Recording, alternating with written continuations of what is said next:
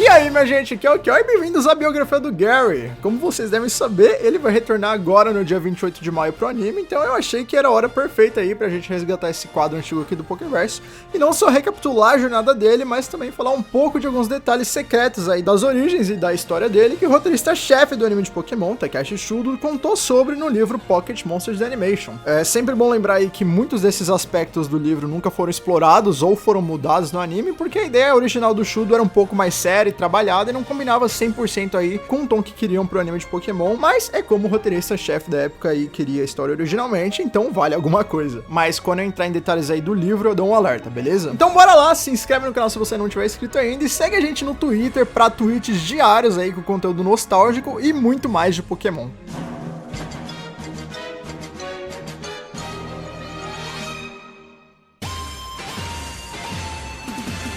Antes da gente falar dos eventos cronológicos, vamos começar aí com alguns fatos aí sobre o Gary que o anime e o livro revelam pra gente. O mais básico, que provavelmente você sabe, é que ele é neto do Samuel Carvalho aí, mais conhecido como o Professor Carvalho. O que você talvez não saiba é que, de acordo com o livro, o Professor Carvalho era neto do fundador da cidade de Pallet, que no caso se chamava Pallet Carvalho, que tem uma estátua dele bem no centro de Pallet aí, e é daí que vem o nome da cidade. Esse elemento aí sobre a história da família Carvalho acrescenta pra essa personalidade exibida aí do Gary, né? Ele tinha esse pensamento aí como se ele fosse da realeza da cidade, basicamente, por isso que ele se achava tanto. E de acordo com o livro, por causa disso, ele nem foi pra escola primária de Pallet, ele foi numa escola da cidade ao lado e tinha que viajar 2 horas todo dia pra chegar lá. Apesar de não especificado, cidade do lado, no caso, teoricamente, se refere a Viridian, né? Que, por coincidência, realmente tem uma escola nos jogos, a Pokémon Academy, ou que, no caso, foi substituída aí pela Trainer House nos jogos de Johto e pela Trainer School aí em Pokémon Let's Go. Enfim, por causa desse rolê todo aí da família do Gary, o Ash até tinha meio uma dosinha dele por causa disso, porque ele tinha que viver com essa pressão todo o tempo todo, né?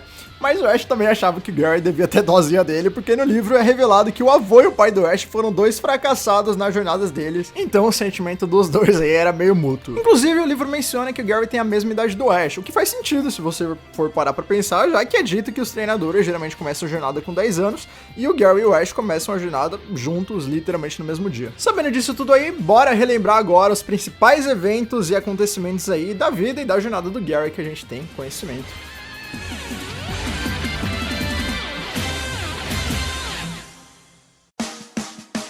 Antes mesmo do ponto de início do anime, o Gary e o Ash sempre foram vizinhos lá na cidade de Pallet e já até chegaram aí no cinema juntos quando eles eram pequenos. Pouco antes deles começarem a jornada, o Ash e o Gary estavam pescando e acharam uma Pokébola que acabou quebrando e cada um ficou com uma metade dela, que eles carregaram com eles até o final da Liga Johto. Eles se encontram aí logo no episódio 1 da saga original e o Gary se recusa a falar pro Ash qual Pokémon inicial que ele pegou, que no caso era Squirtle. Originalmente, inclusive, o Shudo conta no livro que o Gary se vestia muito mais extravagante aí nesse dia. Ele usava uma camisa com babado, um terno por cima e uma flor Cattleya aí, que é um tipo de orquídea presa na camisa. Ele se achava um membro da família real lá, começando a jornada, e o Ash lá de pijama. O Gary também revela no discurso dele aí no livro que ele tinha a intenção de que quando ele retornasse da jornada dele depois, o nome da cidade tinha que ser trocado aí de cidade de Pallet pra cidade de Gary, por causa do sucesso que ele iria ter como treinador. Outra diferença é que o livro conta que não só tinha mais gente aí nesse local pra ver o Gary, contando com, tipo, repórteres, gente fotografando e tudo mais, mas também o atual prefeito da cidade de Pallet estava lá, que no caso a gente descobre aí que é o irmão mais velho do Professor Carvalho, que não é nomeado aí no livro. E também é explicado que no caso aí, as meninas que seguem o Gary o tempo todo são nada mais nada menos que o eleitorado aí do prefeito de Pallet. E a partir daí, o Gary sempre teve aí um passo à frente do Ash na jornada deles. Um detalhe interessante é que quando o Ash chega em Pilter e descobre que o Gary já passou por lá e derrotou o Brock revela pro Ash, no livro do Shudo, que ele perdeu pro Gary porque ele acabou ficando distraído aí com as líderes de torcida que sempre acompanham ele, o que faz todo sentido se você for parar pra pensar. No episódio 13, o Professor Carvalho revela que o Gary já pegou 45 Pokémon, enquanto o Ash só tinha pego 7 até o momento. E durante a jornada em Kanto, eles se reencontram mais algumas vezes. No episódio 63, é revelado que o Gary já tem 10 insígnias de Kanto e ele batalha aí com o Giovanni no episódio, mas acaba perdendo pra o Mewtwo e desmaiando junto aí com as líderes de torcida. Eles se reencontram em Pallet no episódio 65 e é revelado que o Ash viu mais Pokémon na jornada dele do que o Gary,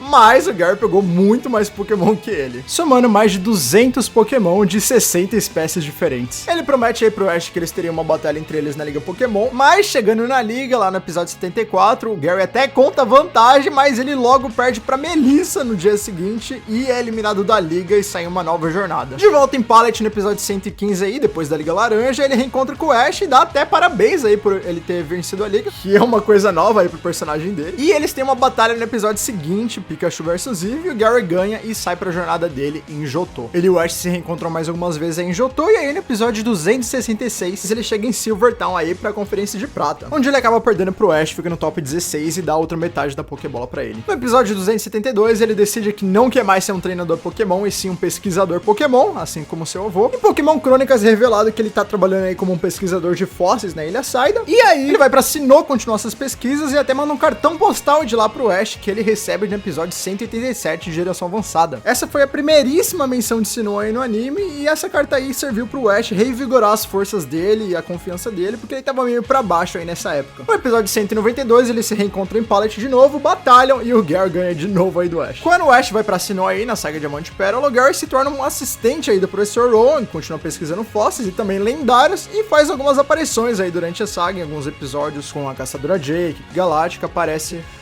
várias vezes aí. Inclusive no episódio 85 aí, ele que dá um Razor Fang aí pro Ash, que é o que faz o Gligar dele evoluir depois. A última vez que ele apareceu fisicamente no anime mesmo foi no episódio 152 de Diamante e Pérola, onde ele aparece com o Professor Rowan lá no Monte Coronet para coletar a Adamante e a Lustrous Orb, depois da equipe galáctica ter tentado aí invocar o Dialga e o Palkia e o Ash e a galera terem parado eles. E desde então, a única aparição dele foi numa memória do Ash curtinha aí em Pokémon Preto e Branco. E agora, finalmente, em Pokémon Jornadas, ele vai aparecer aí no episódio 68, que tá sendo o início aí do Projeto 1000 no anime. Agora, vamos falar aqui dos Pokémon que o Gary já pegou, que a gente sabe, pelo menos, ele já pegou muito mais, mas esses são os que a gente sabe. Em mãos da última vez que a gente viu ele tinha um Blastoise, o Umbreon e um Electivire, mas a gente sabe que ele também já pegou um Crabbe, um Nidoking, um Arcanine, um Dodrio, uma Nidoqueen, um Magmar, um Scizor, um Golem, um Pinsir, um Houndoom, um Fearow, um Alakazam, um Skarmory e um Kingdra. Lembrando que no episódio 65 da saga original, o Gary já tinha pego mais de 200 Pokémon,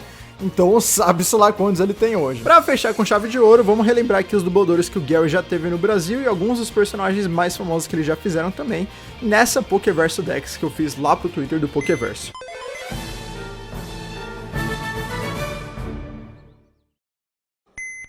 Gary? Senhor Gary, pra você. Eu exijo respeito. Sabe, eu só queria ser o melhor e deixar o senhor orgulhoso, vovô, só isso. Você sabe? Então sabe que precisa continuar.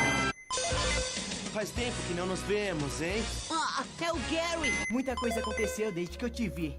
Ah, é. É um prazer conhecê-la, Dawn. Enfim, gente, é isso aí. Espero que vocês tenham gostado. Tô ansioso aí pra ver o Gary no anime. Comentem aí embaixo o que vocês acham sobre o Gary, o que vocês estão esperando dessa volta dele aí, porque é um dos eventos maiores que a gente vai ter em Pokémon Jornadas aí nos próximos tempos. Deixa o like pra apoiar como sempre e a gente se vê por aí nesse imenso Pokéverso. Falou!